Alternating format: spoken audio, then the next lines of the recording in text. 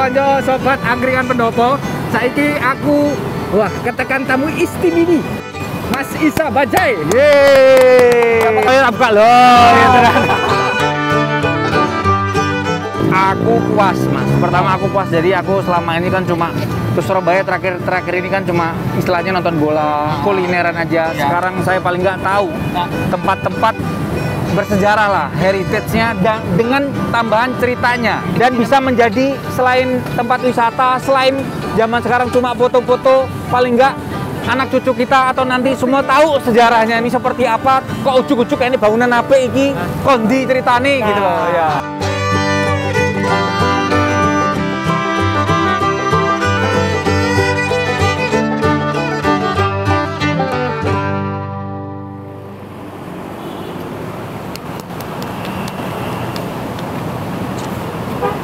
Nang direk masku sing ganteng dhewe iki. Kuwatir kesasar. Wong gak tau nang Surabaya, kepengin kowe nang Surabaya. Mas. Yo, aduh. Mas. Waduh, Kok wong tuwa ae. sampean tanteni nang kene, aku kuwatir sampean kesasar nang Surabaya, gak tau nang Surabaya. Sasar sithik mau. Sasar sithik ya. Sasar sithik. Gak kesasar nang Doli kan. Ora. Dari wis bubar apa iki ya? Wah, tutup. Gampang, aku ono offline-ane. Halo dulur, kanca-kanca lawas, kanca-kanca sobat angkringan pendopo. Saiki aku ketekan tamu istimewa. Istimewa, kadang ya istiqomah. Ambek cacakku sing ganteng dhewe teko Jakarta. Mas Isa Bajai. Yeay. Apa kabar, Mas? Apik. Kok ora percaya buka loh. Salahane aku mengandung buah. Oh, nanti. Aduh, tapi sik ta lah, sampean dalam rangka apa dolen nang Surabaya nggak pakaian ngene iki? Loh, ini emang saya sengaja, Jo. Ada. Saya sengaja berdandan sedemikian rupa ini karena saya mau mendapatkan pengalaman baru ketika saya main di Surabaya kali ini. Lah, ya cocok nek sampean ketemu aku kepengin ngerasakan pengalaman anyar nang Surabaya. Jokone Surabaya kok dodok-dodokno kawasan heritage Surabaya. Nah, itu dia. Aku pengen mendapatkan sesuatu ke Surabaya kali ini. Kan selama ini aku cuma tahunya tuh Surabaya kota pahlawan, diperingatin 10 November. Ya sebatas itu toh. Aku tuh pengen tahu lebih mendalam soal itu. Wah, iki nek sampean kepengin lebih mendalam. Wah, iki kok dari hati ke hati tak kenalno kawasan elit Surabaya. Kawasan elit Surabaya. Kawasan elit Surabaya. Sing gone wong sugih-sugih kuwi ta? Loh, iya tempatnya sosialitas. Oh, iya. Kongko. Iya. Nang kono lah. Burine awak dhewe kan Gerahadi. Gerahadi. Salah satu ikon kawasan elit Simpang. Gerahadi. Iya. Ini kantornya berarti kok Gerahadi? Gubernur. Kantor gubernur. Iya. Lah, engko mari ngono ade ngejak mlaku-mlaku maneh nang mburiku ana Joko Dolok. Salah satu Surabaya dengan situs arkeologi tertua zaman Majapahit. Joko Dolok. Joko Dolok. Nang kono ono.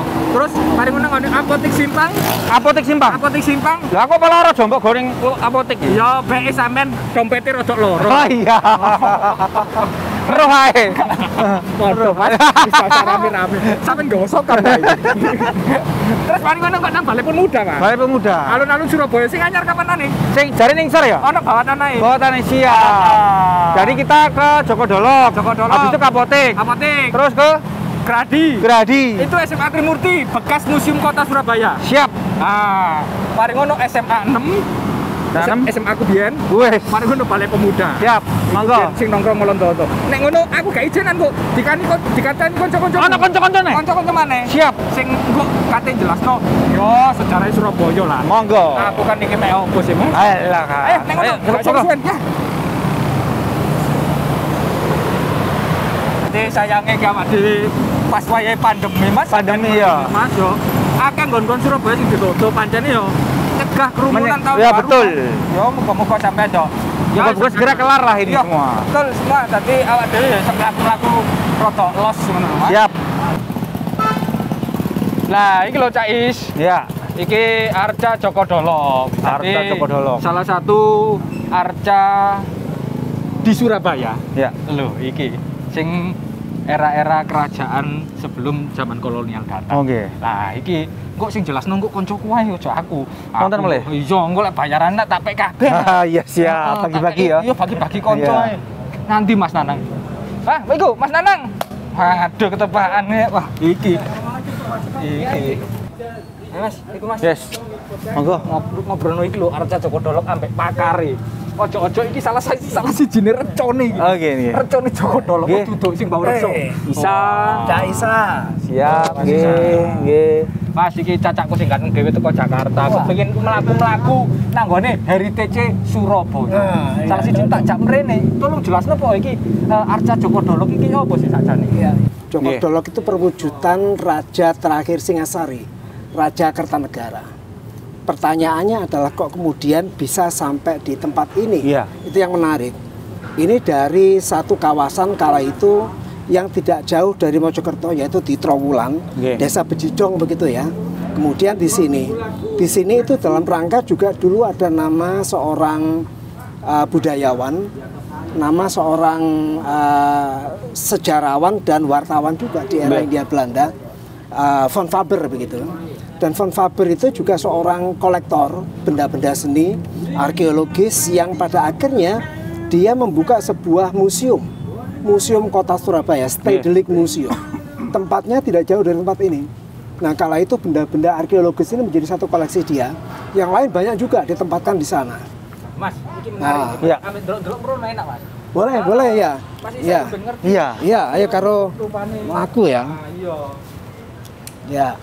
Sampeyan paham zaman-zaman kerajaan gitu. Bismillah. Ora, iku ning buku kae tok, buku sekolah kae lho. Nyuwun sewu ya. Arah iku nang bumi. Nah, ini. Jak rokokan ambek arek. Iki ono gurune untung. Dan Mas Isa, Nggih. secara fisik ya, ada sesuatu yang memang luar biasa terkait dengan inskripsi. Tertulis ini begitu rapi, begitu rapi, bagus sekali. Ini dikabarkan sebuah inskripsi yang terbaik yang pernah ada. Coba lihat, kita perhatikan satu persatu. Jadi seolah-olah bahwa benda ini dulu kayak lempung begitu, yang mudah dicap. Padahal ketika diproduksi juga masih keras sekali, tapi mampu menghasilkan satu inskripsi yang begitu rapi sekali ya. Ini tulisan apa? Sanskerta atau apa? Ini Sanskerta, ini Sanskerta kuno ya. Di bagian mana saya kurang tahu, yang menyatakan wawasan Nusantara. Upaya beliau Raja Kertanegara untuk menyatukan wilayah yang terbelah di era Kahuripan ya. Jadi setelah Kahuripan kemudian ada Singasari. Nah, di era Kahuripan itulah wilayah Kahuripan dipecah menjadi dua, yaitu Jenggala sama Panjalu. Nah, ketika di era Singasari, raja terakhirnya ini ingin menyatukan kembali wilayah yang dipecah itu. Cuman belum sampai terwujud. Kemudian beliau meninggal, tapi gagasan wawasan Nusantara ini yang dilanjutkan oleh Majapahit dengan rajanya Hayam Wuruk Gajah Mada sebagai patihnya kala itu. Mas, aku dijatuhkan. Iya. Iki patung Arca Joko Dolok apa sejak awal sudah berdiri wis ono nang kene apa? Nah, jadi teko ndi iki? Ini dari Bejijong Trowulan. Apa kok dipindah nang kene? Kenapa? Ini yang menarik. Jadi sebetulnya bisa jadi itu karena pesan ini. Bisa jadi karena isi dari pesan ini. Bisa jadi karena keindahan inskripsi yang ada. Jadi ini sempat mau dibawa ke luar negeri. Nah, iya. Mau dibawa ke Ora kuat. Gak kuat. Berarti ono apa-apane. Karena membawa Nusantara, Nusantara yang ada di bawah itu. Pemersatuan tadi. Pemersatuan. Iki berarti sing konsepnya Patih Gajah Mada Raja Hayam Wuruk dari konsep penyatuan Nusantara berarti cikal bakal itu kok iki. Iya, harapan dari raja terakhir Kertanegara. Enak kono lanjut Mas. Iya, monggo. Spot berikutnya. Spot berikutnya temu di. Nanti kita coba akan lihat di Trimurti yang dulu merupakan museum Stedelijk, museum kota. Nanti akan kita lihat. Ya, nama kono bisa apotek simpang. Saiki ke apotek simpang. Kita ngomong masalah simpang ya. Ayo, Mas Isa, kita ke kawasan simpang ini ya.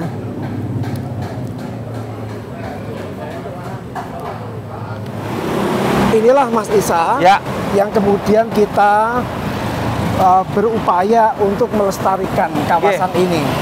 Kawasan ini sangat dikenal tidak hanya di Hindia Belanda, tetapi sampai ke Eropa. Sampai ke Eropa? Sampai ke Eropa. Ya kan? Jadi bukan sembarang tempat, bukan sembarang nama, tapi nama dan tempat simpang ini menjadi satu hal yang prestisius kala itu. Dan hingga sekarang tentunya, karena masih menjadi satu kawasan yang menjadi pusat pemerintahan, tempat tinggal di mana rumah dinas ya, Iya. Gubernur Jawa Timur. Dulu kalau Simpang sama Tunjungan duluan mana? Simpang sama Tunjungan itu satu kawasan pengembangan sebetulnya. Nah, ini kita ada di depan apotek Simpang. Cuman sudah mulai tutup ini ya. Oh iya. Nah, ini. Itu kelihatan 1855 coba. Begitu tua. Apa namanya? Ini dari zaman dulu udah apotek berarti? Ya, ya. Udah tempat beli obat? Betul, ya. Kita tahu ada apotek di sini, berarti sudah ada teknologi lain. Sudah ada ilmu kala itu. pengobatan, Pengobatan, medical, sudah ada. Itu kan berarti peradaban kota di zaman segitu sudah ada ilmu kedokteran, obat-obatan, farmasotika yang ada di tempat ini. Jadi ini juga menunjukkan bahwa kota kala itu tidak bebas dari penyakit. Jadi masih ada penyakit kolera. Kala itu yang menjangkitin seluruh dia. Iya. Menjadi satu tumpuan warga untuk membeli obat-obatan. Nah, ini yang sangat juga dikenal oleh warga Surabaya, namanya Simpang Lonceng. Simpang Lonceng. Jadi tinggal 3 ya, itu saya ingat. Simpang Pojok, Apotek Simpang, Simpang Lonceng. Ada satu lagi jalan, Simpang Dukuh. Simpang Dukuh. Ya, seberang jalannya itu Simpang Dukuh. Cuma 4 itu aja. Kalau ini kenapa nih Simpang Lonceng? Ini Simpang Lonceng. Karena apa? Dulu di sini pernah ada loncengnya juga. Jadi, sekarang udah hilang, diganti monumen Surabaya begitu. Itu dulu lonceng. Lonceng kayak bentuk biasa lonceng. Kotak begitu ada loncengnya sehingga menjadi satu apa ya? Atensi publik untuk mengetahui jam berapa. Oh, zaman dulu. Waktu itu. Iya.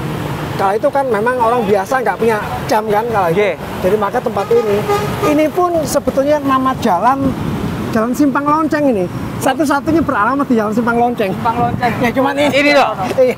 Simpang Lonceng nomor 5. Nomor 5 ya. Kok ketok mau tamu ya? Iya. Iya. Saya ini baru alamat nomor 1. Nah, iya.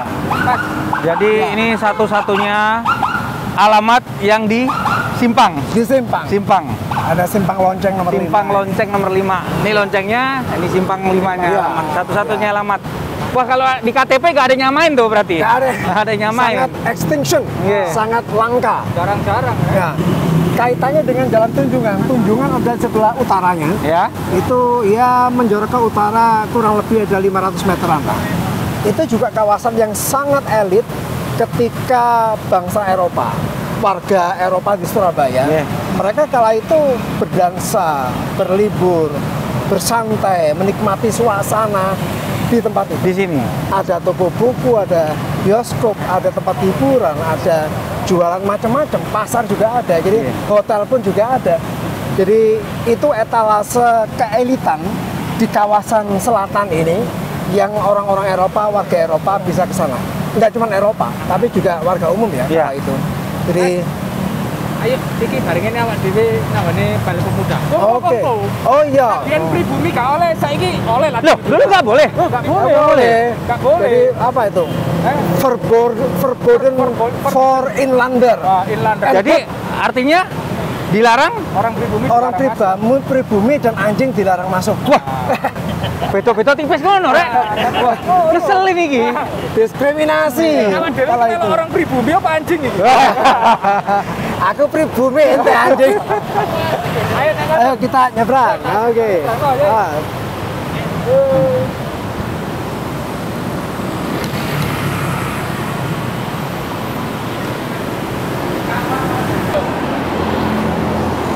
Ya Mas, petain Mas. Kamu nih Mas. Boleh, dot. Boleh. Monggo.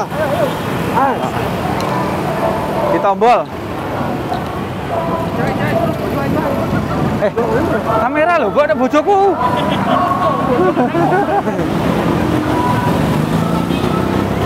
Satu nama lagi, Nantisa.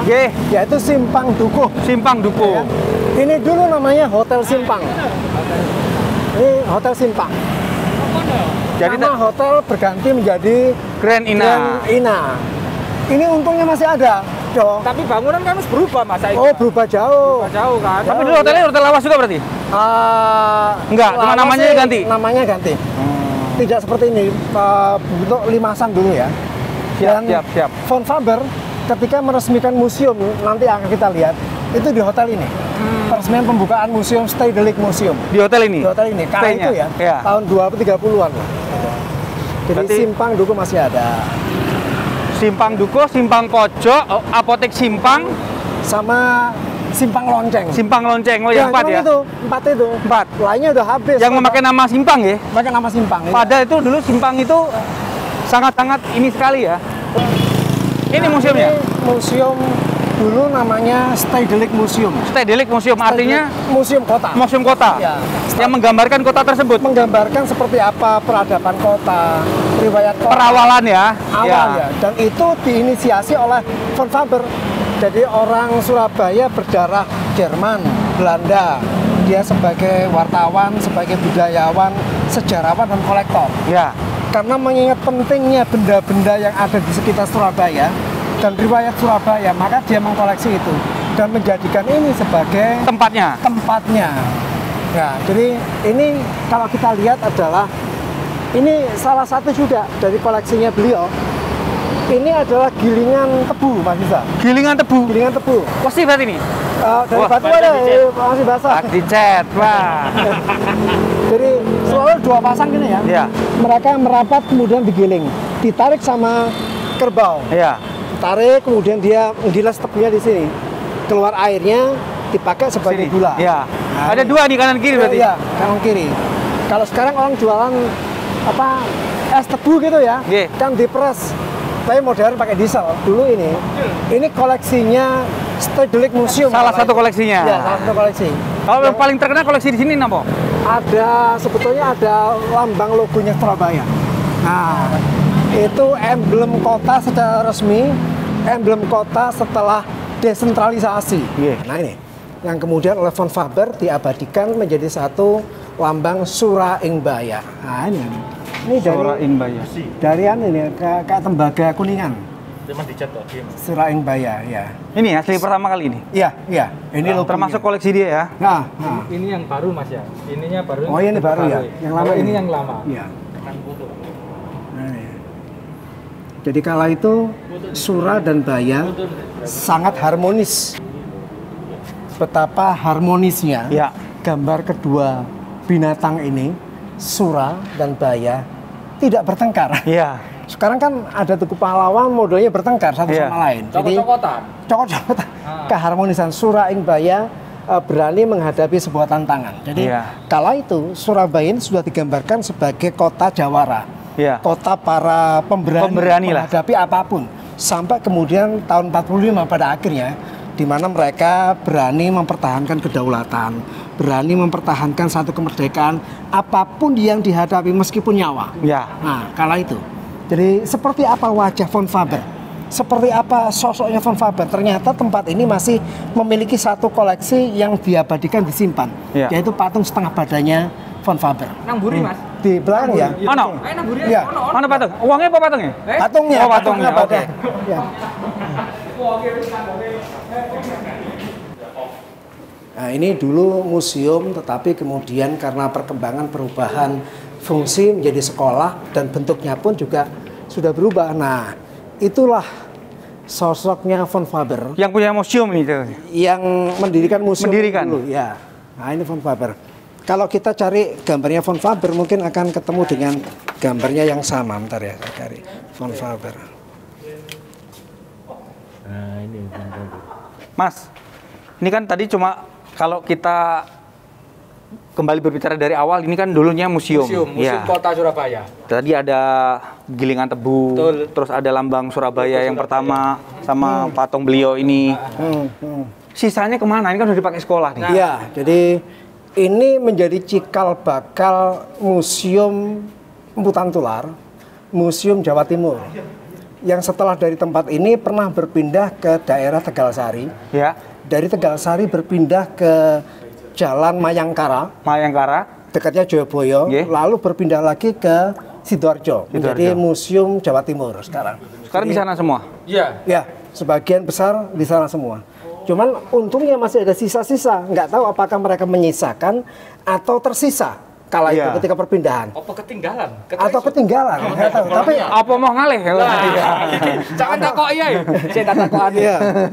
Nah, kalau kita bandingkan, nah ini kan gambarnya Von Oh, Faber iya. ini.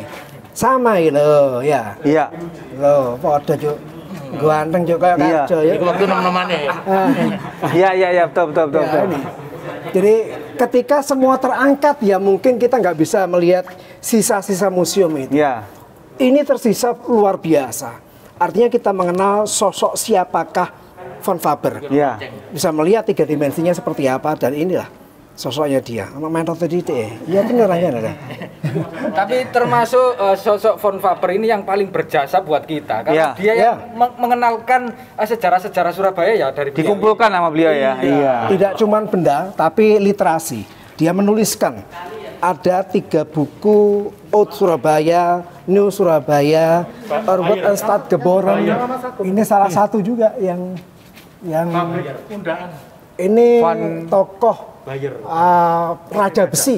Raja Besi. Raja Besi. Kamu nih. Nggak malah dadi helm loh, cemplung blok repot. Bayar pabrik diundang. Iya. Mas Akang bawa bukunya? Buku nggak ada ya? Tidak apa ya? Iya. Kalau yang tadi Pak yang mau membawa patung Joko Dolok tadi, Ya dulu di sini tempatnya. Ya, Tempatnya Von di Faber sini? ini. Iya. Faber, iya. Beliau juga nih Kalau mau iya, bawa ke sana? Yang akan mengirimkan lah. Iya.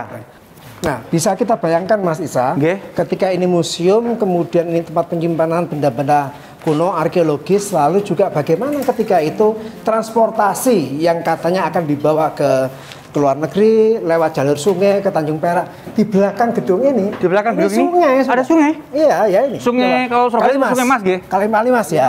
Nah, ini kan jadi kita nginceng aja nah ini. Kita ngintip.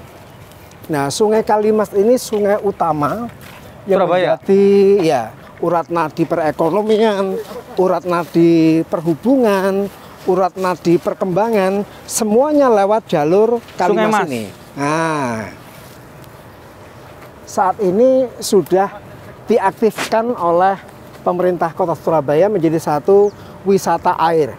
Ada Iya. perahu-perahu, ya kan? Ada bui di sana sebagai batasan sampai sejauh mana ke utara Iya. perahu-perahu. Oh, berarti arah kemana kalau ke laut? Itu ke utara. Ke utara sana? Iya, Siap. ke utara. Jadi ini sampai menghubungkan ke wilayah pedalaman.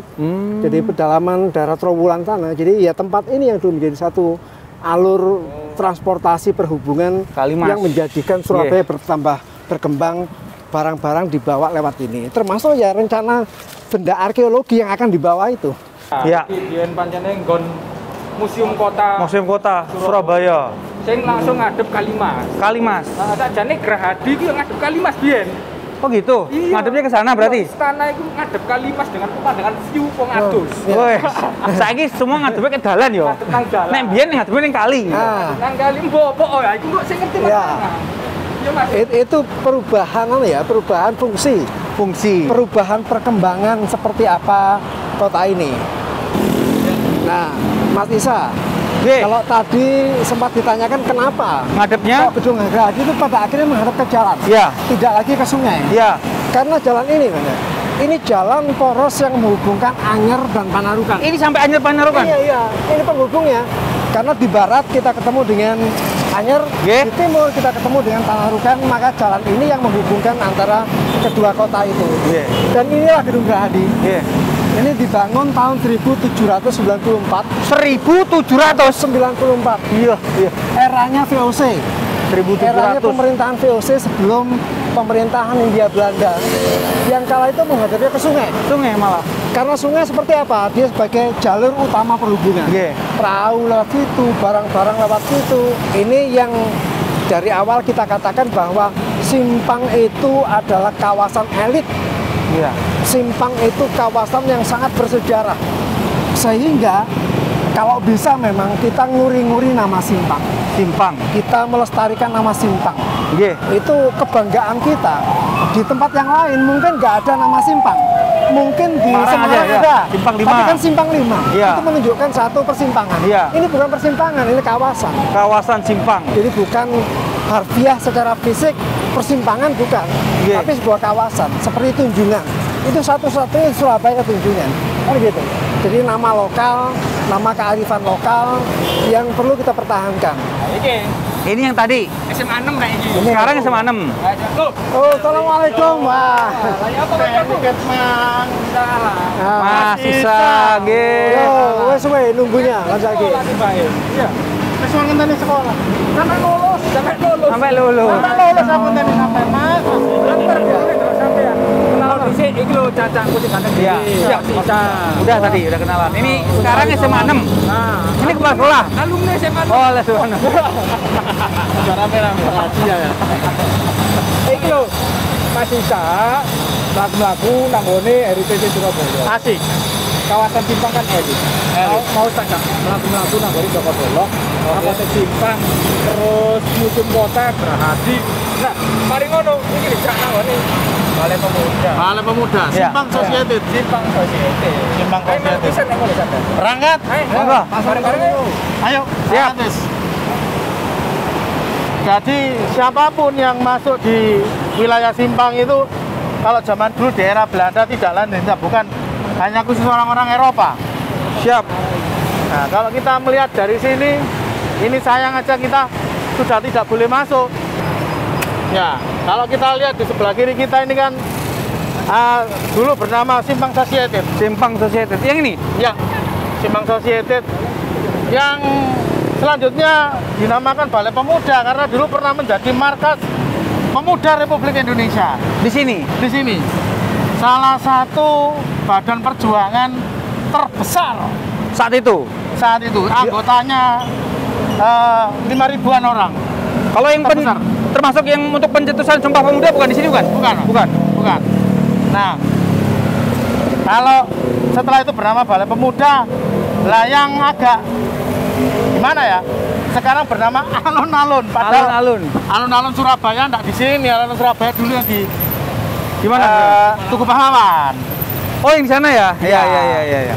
Nah, ini kita sekarang tepat di Balai Pemuda.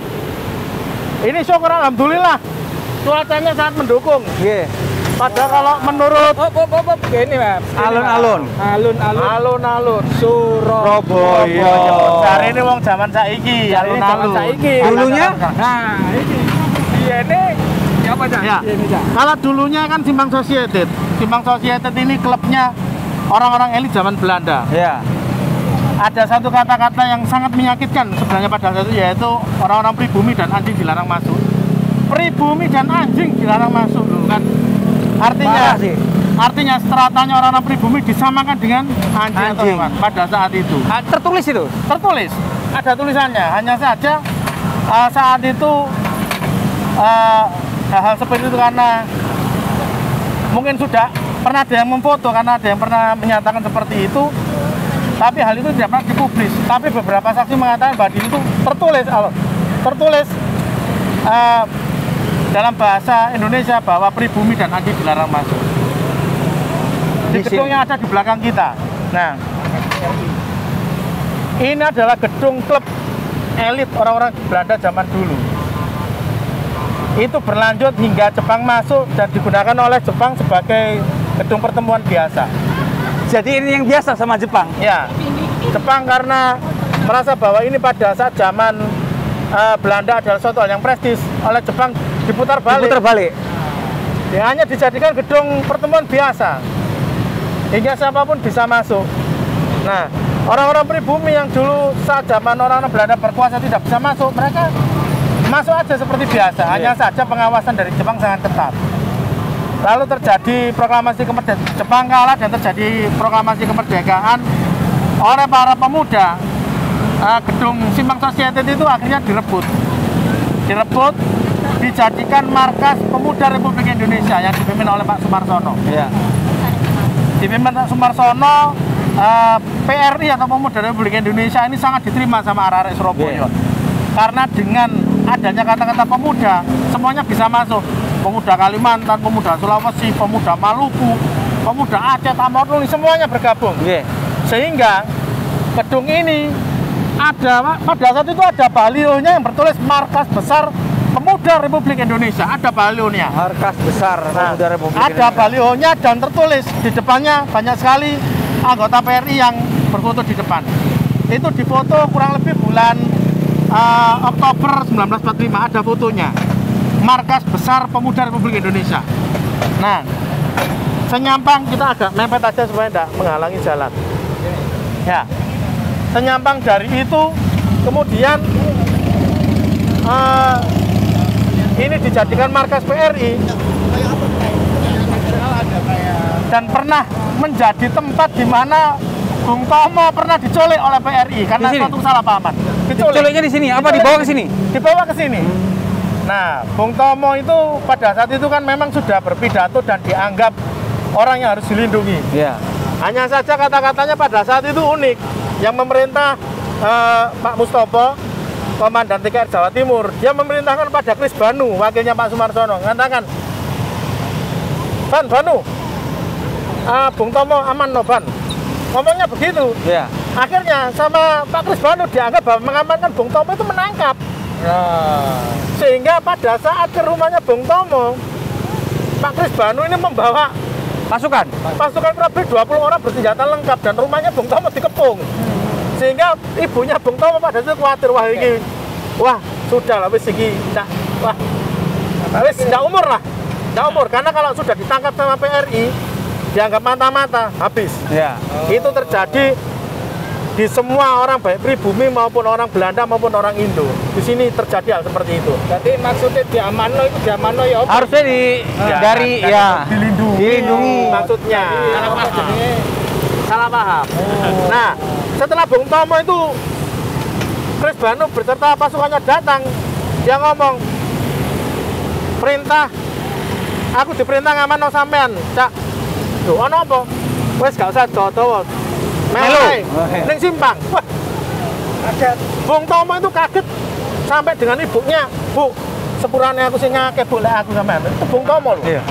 Setelah dibawa ke sini, ditahan sampai beberapa jam. Jadi ditahan, dibawa ke ruang di sampingnya ruang bawah tanah. Ini dulu ada bunkernya. Ada bunkernya? Sekarang sudah tidak tahu di mana bunkernya. Dibawa ke ruang bawah tanah itu, dia ditaruh. Dia memang sempat beberapa kali melihat beberapa orang mata-mata, baik itu orang pribumi maupun orang Belanda, ditangkap dan diinterogasi secara keras. Nah, beberapa dari mereka juga tewas di sini, para mata-mata itu. Sehingga suatu ketika, Kris Banu setelah Pak Sumarsono datang, dia melapor kepada Pak Sumarsono. Mas, itu loh, Bung Tomo wis tak aman no. Loh, ono apa? Loh, aku jarang disuruh mengamankan. Siapa yang merintah? Pak Mustopo. Nah, setelah itu Pak Sumarsono mendatangi tempatnya Pak Bung Tomo. Dibuka pintu, dibuka karena ada dijaga. Disuruh buka, ditakoni. Loh, kon nyapa kok ini? Loh, gak ngerti wong aku ditangkap kok. Ya sih, tunggu dulu. Nah, setelah ditunggu, dikunci lagi. Pak Sumarsono telepon kepada Pak Mustopo. Dia tanya, kenapa Bung Tomo kok disuruh ditangkap? Loh, yang ngomong nangkap siapa? Saya ngomong sama Kris Banu, Bung Tomo itu diamankan. Loh, kenapa? Cak Mus, Pak diaman loh. Bung Tomo itu kan orang yang berpidato di radio pemberontakan. Dia harus dilindungi dan diamankan. Wah, Cak Mus. Berarti salah paham. Nah, terjadi kesalahpahaman. Terus akhirnya Bung Tomo didatangi, Kris Banu dibuka pintu, Kris Banu tertawa. Bung Tomo sempat ngomong, jancuk, kau niku. Apa kok guyu? Salah paham. Sering terjadi. Kurang salah paham. Aku itu deg-degan rasanya nyawa aku sampai pucuk kayak ini. Itu diceritakan di bukunya Bung Tomo. Setelah itu salaman semuanya ketawa. Salah paham, Bung. Salah paham. Suprani salah paham. Ngopi sik. Nah, setelah itu dilepas. Ini yang terjadi di sini. Ada kisahnya Bung Tomo yang sempat dia merasa kalau sudah masuk ke sini beliau itu sudah akan mati. Nah, terus ono kisah mana khususnya mati-mati dari nang jero iku tau ono pembantaian. Ya. Ini yang saya sebutkan tadi bahwa di gedung Markas Pemuda Republik Indonesia ini ada satu tim penyidik intelijen yang tadi dipimpin sama Pak Kris Banu tadi. Ya. dia bagian menangkap para mata-mata. Nah, bagian menangkap para mata-mata dan mata-mata itu dibawa masuk ke dalam PRI, diinterogasi, tapi tidak semuanya. Yang terbukti memang, yang terbukti sebagai mata-mata. Karena pada saat itu kita tahu sendiri bahwa nanti malam kita ketunjungan kan, Ya. ada peristiwa perobekan bendera Belanda di sana. Nah, itu berkaitan erat dengan peristiwa datangnya orang-orang nikah ke Surabaya. Puncaknya di tanggal 19 September peristiwa perobekan bendera di Hotel Tunjungan, di Hotel Mojopahit atau Hotel Yamato pada saat itu. Sehingga semua orang-orang Belanda yang dicurigai sebagai mata-mata ditangkap, diinterogasi. Namanya mata-mata itu tidak peduli perempuan, tidak peduli laki-laki, tidak peduli dia Tua, muda, ya. tua, muda, dibawa semua. Yang memang terbukti mata-mata habis memang di sini. Dan bahasanya pada saat itu adalah orang mengatakan adanya pembunuhan ya, karena mata-mata itu adalah orang-orang yang bekerja untuk musuh yang tujuannya untuk menusuk dari belakang. Iya. Dan ini yang tidak bisa ditoleransi kalau arah-arah Surabaya pada saat itu, terutama pemuda Republik Indonesia PRI. Mereka keras sekali pada mata-mata. Bahkan ada mata-mata yang diseret mulai dari sini sampai ke Sidoarjo untuk menunjukkan, diteriak di jalan, itu mata-mata, ini mata-mata. Dari sini sampai ke Sidoarjo, diseret orangnya. Nah, itu yang mereka lakukan supaya menjadi contoh bahwa jangan sekali-sekali kamu menjadi mata-mata Belanda atau mata-mata sekutu. Nah, satu sisi bahwa gedung ini pernah ada suatu peristiwa pembersihan para mata-mata, memang di satu sisi pihak bahwa itu terjadi banyak pembunuhan. Ya. Tetapi yang kita lakukan pada saat itu adalah kita benar-benar tidak mentoleransi para mata-mata yang bekerjasama dengan musuh itu saja. Pembelajaran. Pembelajaran. Secara langsung dikasih contoh. Nek kowe dadi ngene seret. Ini mata-mataku juga berkata. Waduh. Bahwa ini wis. Wis yo. Sing ndi? Sing ndi? Iki lho. Bening-bening lho, wae. Jajar-jajar Mas. Iya ta. Repot. Repot iki kok. Tapi ngene lho, aku geser nang ngene Mas Nanang ya. Mana nang? Waduh. Mas Isa. Nggih.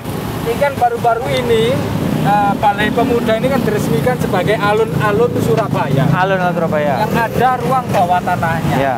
Nah, seperti yang kita ketahui Mas Jo, alun-alun Surabaya itu ini bukan nang kene. Tidak di sini. Tidak di sini. Ya. Kok kuatir kok arek nom-noman gak ngerti sejarah alun-alun Surabaya.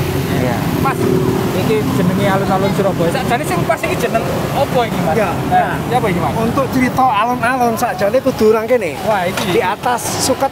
Wah, iya ngene iki lho. Oh, kono. Ya Masuk, iki. masuk. Di atas suket Longgo kita. Aduh. Iya. Rada ini lho, Mas. Nah, Mas Isa nanteng Mas Isa. Tadi ketok ini belakangnya. Iya. Ben ketok, rada ini, Mas. Tarik. Nah. Kuat. Aduh. Seneni ngomong. Ngomong puncar. jadi Mas Isa, kita Ya. ini ketika ngomong alun-alun, Nggih. jangan sampai kemudian kita salah kaprah. Salah kaprah itu salah tapi jadi benar. Ya. Kita tahu bahwa kawasan ini adalah kawasan simpang. Ono hotel simpang macam-macam. Ya. Ini pun juga awalnya bernama Simpang Society. Simpang Society. Jadi tempat klub yang berada di wilayah Simpang.